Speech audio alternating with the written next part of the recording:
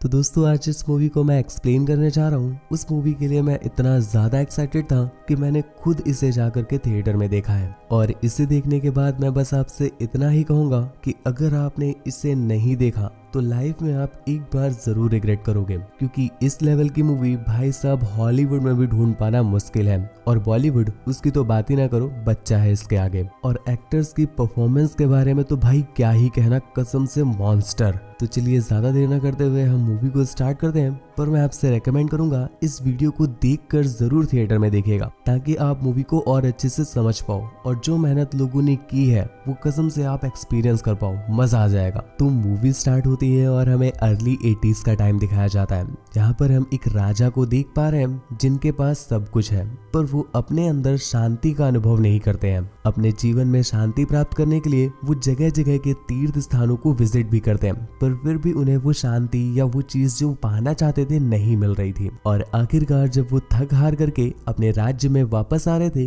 कि तभी उन्हें अपने राज्य के एक छोटे से गांव में कोई आवाज सुनाई देती है। वो उस आवाज का पीछा करने लगे और वो आवाज उन्हें एक जंगल में ले जाती है। इस जंगल में उनके ही राज्य के कुछ ट्राइब वाले लोग मौजूद थे, जिनमें से एक के अंदर कोई डेमी गॉड आए हुए थे और उनकी ही आवाज सुनकर राजा यहाँ पर आए हैं। इन ट्राइब वालों का ऐसा मानना है कि ये जो डेमी गॉड है ये अक्सर लोगों के अंदर आते रहते हैं और अगर इनसे कुछ भी पूछा जाए या इन्हें अपनी समस्या बताई जाए तो ये उसका हल जरूर देते हैं। तो राजा उन्हें अपनी सारी प्रॉब्लम बताते हैं, जिस पर डेमी गॉड ने उन्हें विश्वास दिया कि वो उनके साथ चलेंगे और उनके महल में रहकर उन्हें शांति देंगे। पर इसके बदले उन्हें इन गांव वालों को अपने राज्य में जमीन देनी पड़ेगी और उतनी जमीन देनी है जितना मैं यहाँ से चीखूंगा और मेरी आवाज जहाँ तक पहुँचेगी। राजा भी अपनी आत्मिक शांति के लिए उनकी इस बात के लिए एग्री कर जाते हैं, पर डेमी गॉड ने उन्हें वार्न किया कि अगर तुम्हारी आने वाली पीढ़ी ने भी कोई गलती की तो इसका खामियाजा उसे जरूर मिलेगा। राजा भी उनकी बात मान करके सम्मान सहित उन्हें अपने महल में ले आते हैं और दूसरी तरफ गांव वालों को रहने के लिए और अपने कल्चर को बढ़ाने के लिए बहुत बड़ी जमीन मिल जाती है। इसी के साथ ही सीन यहीं पर कट हो गया और अगले सीन में हमें ले जाते हैं डायरेक्टली 1970 में और हम देख पा रहे हैं मूवी के मेन कैरेक्टर शिवा को, जो कि अपने पिता के साथ में है और उसके पिता ही अभी तक ये स्टोरी उसे सुना रहे थे। और इस समय पर शिवा के पिता ही उन डेमी गॉड के परफॉर्मर बनते हैं। एक्चुअल में दोस्तों इनका रिवाज है कि जो पीढ़ी डेमी गॉड का परफॉर्मर बनकर आई है वही पीढ़ी आगे भी परफॉर्मर बनेगी। मतलब आज शिवा के डैड है, मतलब कभी न कभी उनके डैड रहे होंगे और आगे आने वाले समय पर शिवा या उनका कोई और बेटा भी वही परफॉर्मर बनेगा। खैर एक दिन भूताकुला की पूजा होती है और गांव वालों का ऐसा मानना है कि आज के दिन जो भी परफॉर्मर बनता है उसके अंदर वही डेमी गॉड आते हैं और वो उनकी सभी समस्याओं को सुनते हैं और उनका निवारण भी बताते हैं। खैर ये परफॉर्मेंस चल रही होती है और शिवा के डैड परफॉर्मर बने हुए थे कि इतने में ही हम उस राजा के भी वंशज को देख पाते हैं,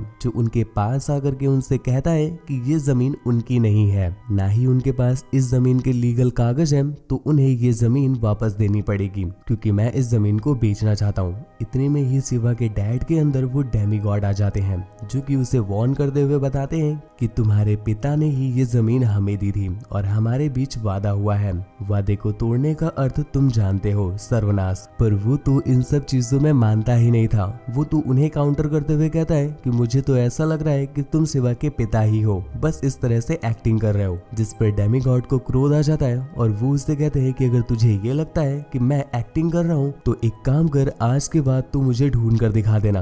ये बोलकर डेमी गॉड जंगल में भागने लगते हैं और भागते भागते एक पॉइंट पर वो कहीं पर गायब हो गए और उसके बाद से कभी भी शिवा के पिता मिलते ही नहीं। यहाँ पर हमें एक चीज समझ में आती है कि जो डेमी गॉड है वो अपने कल्चर के लिए बहुत स्ट्रिक्ट है, पर इन गांव के लोगों से हमें कुछ सीखना चाहिए जो अपने डेमी गॉड के लिए इतनी ज्यादा आस्था रखते हैं। एक तरफ हम लोग हैं जो वेस्टर्न कल्चर के लिए तुच्छ से वेस्टर्न कल्चर के लिए हम अपने इतने प्राचीन कल्चर को तक भूले जा रहे हैं। हमें इस बात पर शर्म करनी चाहिए। अगर सीरियसली आप अपने कल्चर से प्यार करते हो तो प्लीज एक थम्स अप दीजिएगा और नहीं करते तो थम्स डाउन दीजिएगा। आज मैं भी देखूं कितने लोग हैं थम्स डाउन वाले। खैर उस जमींदार के बेटे ने डेमीगॉड के साथ बदतमीजी की थी तो इसकी सजा भी उसे जरूर मिलती है। वो जब जमीन को बेचने के लिए जा रहा होता है तभी खून की उल्टी होने की वजह से वो वहीं पर दम तोड़ देता है। ये सीन भी यहीं पर कट हो जाता है और अब हमें ले जाते हैं 1990s के टाइम पर, जब हम देवेंद्र नाम के जमींदार को देख पाते हैं। ये उन्हीं का ही वंशज है।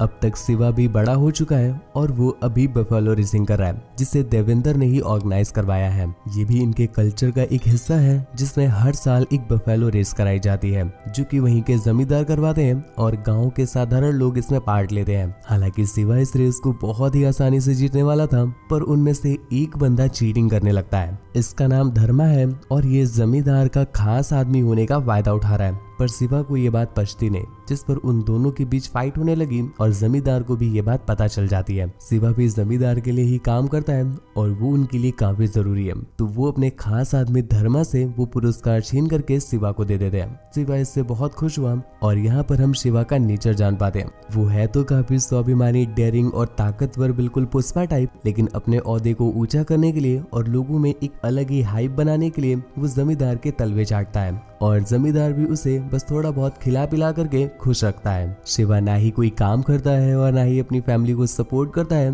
बस जमींदार जो उसे दारू पिला देते हैं और जो उसे कुछ खिला पिला देते हैं वो इतने में ही खुश है और दिन भर बस उन्हें ही खुश करने में लगा रहता है। इनकी ऐसी परंपरा है कि शिवा के डैड डेमीगॉड के परफॉर्मर बनते थे तो अब शिवा को भी बनना चाहिए था, पर शिवा इन सब चीजों में रहता ही नहीं, जिस वजह से शिवा का छोटा भाई ही सब कुछ संभाल रहा है। और यहीं पर हमें शिवा की प्रेमिका दिखाई जाती है जिसका नाम लीला है। लीला को पुलिस फोर्स ज्वाइन करनी है और वो शिवा से हमेशा कहती रहती है कि वो जमींदार से कह के किसी तरह से उसे पुलिस में भर्ती करवा दे। इस मूवी में एक और मेन कैरेक्टर है जिसका नाम है मुरली और ये यहाँ का फॉरेस्ट ऑफिसर है। शिवा जमींदार के कहने पर वो अक्सर फॉरेस्ट के पेड़ों को काटता रहता है, वहाँ के जानवरों को मारता रहता है, जिससे जमींदार को फायदा होता है और वो शिवा से खुश रहता है। पर जब से मुरली यहाँ पर आया है वो हमेशा शिवा और उसके साथियों को इस चीज के लिए रोकता टोकता रहता है। तभी शिवा और मुरली के बीच दुश्मनी हो गई है। उसी रात शिवा जमींदार के कहने पर जब जंगल में एक जानवर का शिकार करने जाता है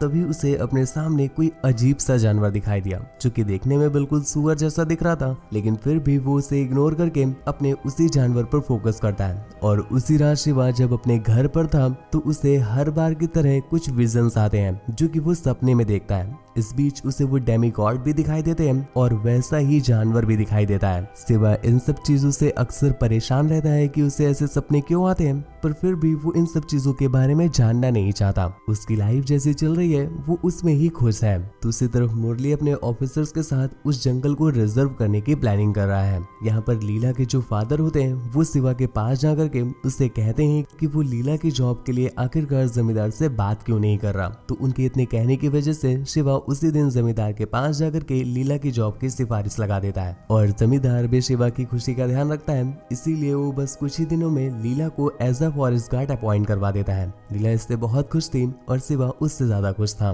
पर लीला जब पहले ही दिन अपनी जॉब पर जाती है तो उसे पता चला कि यहाँ के ऑफिसर्स उसी जंगल को रिजर्व करने के लिए जा रहे हैं। वो ऑफिसर्स गाँव में पहुंच भी जाते हैं पर गाँव वाले उन्हें ये सब करने से रोक रहे थे।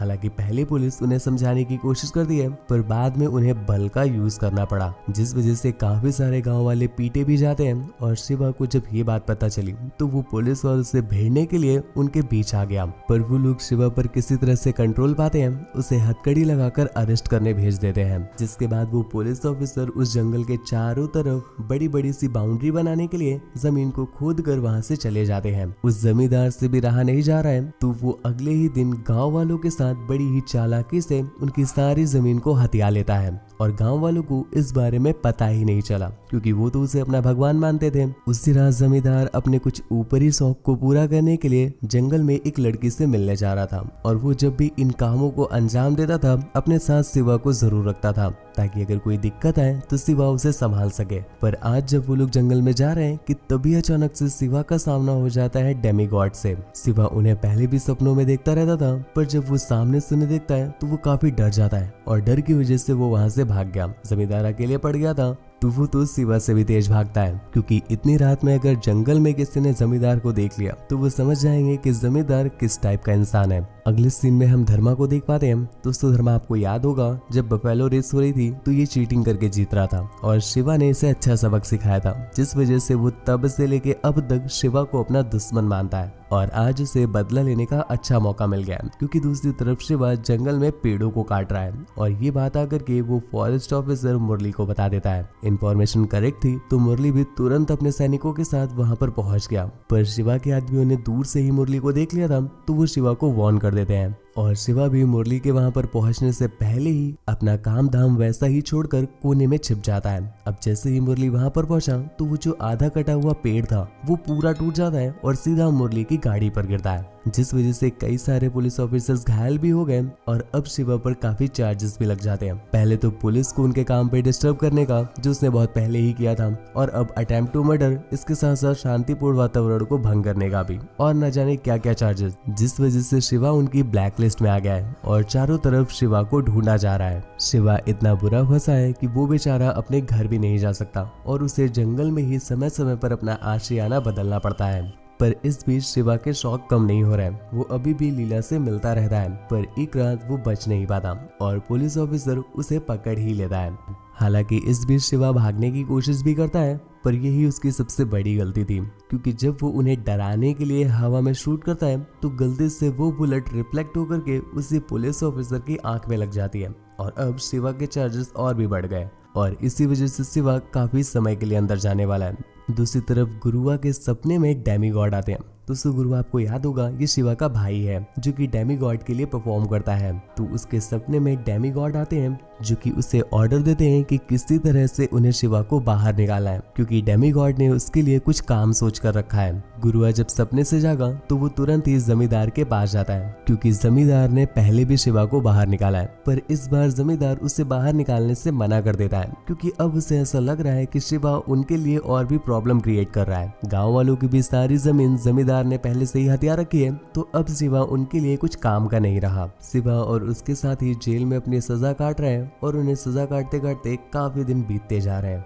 पर इस बीच लीला उससे अक्सर मिलने आती रहती थी। दूसरी तरफ जमींदार अब तक ये बात समझ चुका है कि उसने हालांकि गांव वालों की जमीन हथियार जरूर ली है, पर वो उस पर कब्जा नहीं कर सकता, क्योंकि गांव वाले कभी भी उसे ऐसा करने नहीं देंगे। इस वजह से उसे यहाँ पर बुद्धि विवेक से काम लेना पड़ेगा। वो गुरुआ को अपने पास बुलाता है और उससे कहता है कि वो शिवा को बाहर निकलवा देगा, पर इसके लिए उसे एक छोटा सा काम करना पड़ेगा। इस बार जब त्योहार आएगा और वो डेमीगॉड के लिए उनका परफॉर्मर बनेगा तो उसे बस एक्टिंग करते हुए ये बोल देना है कि गांव वालों सभी लोग अपनी अपनी जमीनें जमींदार के नाम कर दो, जिससे मुझे जमीन मिल जाएगी और तुम्हें तुम्हारा भाई। पर जैसा कि मैंने आपको पहले बताया कि ये लोग अपने कल्चर के लिए और अपने गॉड के लिए बहुत ज्यादा लॉयल हैं और सच्चे दिल से उनके लिए आस्था रखते हैं, तो गुरुआ अपने भगवान के नाम पर इस तरह का झूठा ढोंग नहीं कर सकता था। तुरंत ही वो इस बात के लिए मना कर देता है, पर ये बात जमींदार को शायद पसंद नहीं आई और उसी रात हम एक जीप को देख पाते हैं जो कि उसी जगह पर आकर रुकती है जहाँ पर त्योहार के दिन परफॉर्मर परफॉर्म करता था। वहाँ पर हमें गुरुआ की लाश पड़ी हुई मिली, जिसे चाकू से कूद कूद कर मार दिया गया था। अब ये तो किसी को पता नहीं कि गुरुआ की ऐसी हालत की किसने, पर अगले दिन जमींदार गाँव में आकर के सभी लोगों को विश्वास दिलाता है कि वो गुरुआ के कातिल को जरूर ढूंढ निकालेगा। दूसरी तरफ शिवा से भी ये बात ज्यादा समय तक नहीं छुपती और वो ये सुनकर बहुत टूट जाता है। मुरली को जब पता चला कि जमींदार ने बहुत ही चालाकी से गांव वालों के भोलेपन का फायदा उठा करके उनकी सारी जमीन को हथिया लिया है, तो वो इस पर जमींदार के खिलाफ केस करना चाहता है। पर ये बात जब उनके ही एक कांस्टेबल ने जमींदार को बताई तो जमींदार समझ जाता है कि मुरली अब उनके लिए बड़ी प्रॉब्लम क्रिएट करेगा, तो इससे अच्छा यही है कि वो जल्दी से जल्दी मुरली को रास्ते से हटा दे। और ये समय भी अच्छा है शिवा को बाहर निकालने का, तो वो शिवा को बाहर निकाल लेता है और उसके कान भर देता है ये बोल करके कि गुरुआ को किसी और ने नहीं बल्कि मुरली ने मारा है। ये सुनते ही शिवा अब मुरली के खून का प्यासा हो गया है और वो मुरली को मारने के लिए अपने तलवार की धार तेज करवाने जाता है, पर उसके पीछे से ही जमींदार ने धर्मा और उसके कुछ साथियों को शिवा के पीछे भेज दिया, क्योंकि शिवा भी अब उनके लिए कुछ खास काम का नहीं है। उन्होंने ऑर्डर दिया कि जैसे ही शिवा उस पुलिस ऑफिसर को मारे वो लोग शिवा को भी रास्ते से हटा देंगे। पर यहाँ पर शिवा जब अपनी धार तेज करवा रहा था तो उसकी मुलाकात उन्हीं काका से होती है और वो काका उससे बताते हैं कि जिस रात गुरुआ की लाश मिली है उसी सुबह उन्होंने गुरुआ को जमींदार की जीप में बैठते हुए देखा था। उन्होंने जाते हुए तो देखा था पर उन्हें कभी भी गुरुआ आते हुए नहीं दिखाई दिया। पर उसी रात भूताकुला वाले मैदान में गुरुआ की लाश मिलती है। अब शिवा को ये बात तो चुटकियों में ही समझ में आ गई कि जमींदार ने ही उसे मारा है और अब उसके लिए जमींदार के लिए आक्रोश बढ़ रहा है। पर दूसरी तरफ ये बात धर्मा और उसके साथी भी सुन लेते हैं तो उन्हें समझ आ गया है कि शिवा अब जमींदार को मारेगा, तो इससे पहले ही वो लोग शिवा को मारने लगते हैं। पर शिवा के आगे ये लोग अभी भी बच्चे ही थे तो वो चुटकियों में ही सभी को धूल चटा देता है। एक तरफ मुरली गांव वालों के पास आकर के उन्हें ये विश्वास दिला रहा है कि जमींदार बिल्कुल भी अच्छा इंसान नहीं है,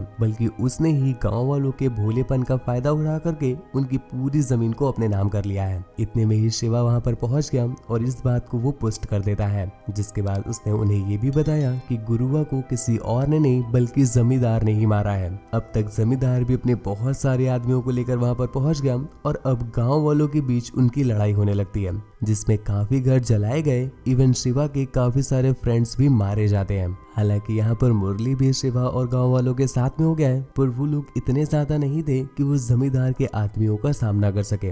इस बीच कई सारे लोग पकड़ करके शिवा को मारने लगते हैं और तभी उसका सर एक पत्थर से जाकर टकरा गया, जो कि उन्हीं डेमीगॉड का सिंबल था, जिस पर शिवा के अंदर वो ही डेमीगॉड आ जाते हैं और उसे पॉजेस कर लेते हैं। और भाई कसम से अगर तुम पूरी मूवी ना देख पाना ना तो ये लास्ट का 20 मिनट का जो सीन है एक बार तुम देख लेना, तुम्हें पता चल जाएगा कि एक्टिंग किस चीज को कहते हैं। और सेल्फिश बनकर सिर्फ एक्टिंग को ही मैं सब कुछ नहीं बोलूंगा, इसके बाद जो पोस्ट प्रोडक्शन में काम हुआ है, मतलब वो म्यूजिक, वो थ्रिलर, वो सस्पेंस क्रिएट करना, कसम से आपके गूज बम्प न जगा दे तो कहना। डेमीगॉड उसे पोजेस करके उस जमींदार के साथ साथ बाकी उसके सभी आदमियों का खात्मा कर देते हैं। और मैं आपको एक बार फिर से रेकमेंड करूंगा कि ये सीन तो बिल्कुल भी मिस मत करना भाई। खैर मूवी के एंडिंग में हम शिवा को देख पाते हैं जो अब अपने भाई के बाद उसी रिचुअल को फॉलो कर रहा है। वो इस बार डेमीगॉड के लिए परफॉर्मर बना है, पर परफॉर्मेंस के बीच में ही शिवा को पता नहीं क्या होता है, वो उस भूताकुला फेस्टिवल के मैदान से उठ करके जंगलों की तरफ भागने लगा और काफी दूर जाने के बाद उसे एक और डेमीगॉड मिलते हैं। वो दोनों ही एक दूसरे का सम्मान और स्वागत करते हैं, जिसके अगले ही पल वो दोनों ही उस जंगल में कहीं गायब हो गए। अब इस पर लोगों ने कई सारे विचार बताए, जिसमें से एक जो मुझे सबसे सुटेबल लगा वो शायद ये हो सकता है कि जब शिवा को लैंडलॉर्ड के आदमी मार रहे थे और उनका सर डेमीगॉड वाले पत्थर से टकराया था, तभी शिवा की मौत हो गई थी, पर डेमीगॉड ने उसे जीवन दान दिया था अपने इस काम को पूरा करने के लिए। और तभी शिवा डेमीगॉड के पोजीशन में ही वो सब कुछ कर रहा था, जिसके बाद डेमीगॉड ने उसे अपने पास वापस बुला लिया क्योंकि उनका काम अब खत्म हो चुका था और गांव वाले इस रिचुअल को आगे बढ़ा सकते थे। तो दोस्तों क्या लगता है आपको इस बारे में, नीचे कमेंट करके जरूर बताना। और मैं आपसे पूछना चाहूंगा कि आपको हॉलीवुड, बॉलीवुड या टॉलीवुड कौन सी मूवी सबसे ज्यादा अच्छी लगती है, वो भी नीचे कमेंट करके जरूर बताना। इसलिए हम आपसे रिक्वेस्ट करेंगे कि प्लीज आप अपने वैल्यूएबल थॉट्स हमारे साथ जरूर शेयर करें। उससे बात वगैरह करना चाहते हैं या आप मुझे देखना चाहते हैं तो आप मुझे इंस्टाग्राम पर फॉलो करके मैसेज कर सकते हैं। मेरी इंस्टा आईडी है आपका शिवाय, जो कि आपको स्क्रीन पर दिख रही है और लिंक नीचे डिस्क्रिप्शन में दिया हुआ है। और हाँ दोस्तों, वीडियो बनाने में बहुत मेहनत लगती है, ये बात आप भी रियलाइज कर सकते हैं, क्योंकि एक वीडियो को बनाने में हमारा पूरा दिन लग जाता है, जबकि हम अकेले काम नहीं करते। तो इसलिए हम आपसे इतनी तो आशा कर ही सकते हैं दोस्तों कि आप हमारे चैनल को सब्सक्राइब कर लेंगे। और यदि वीडियो आपको पसंद आई हो तो प्लीज वीडियो को लाइक कर दीजिएगा। यदि ना पसंद आई हो तो आप हमें कमेंट में जरूर बताइएगा, हम आपके लिए अपने कंटेंट में जरूर सुधार करेंगे। Thank you, bye bye.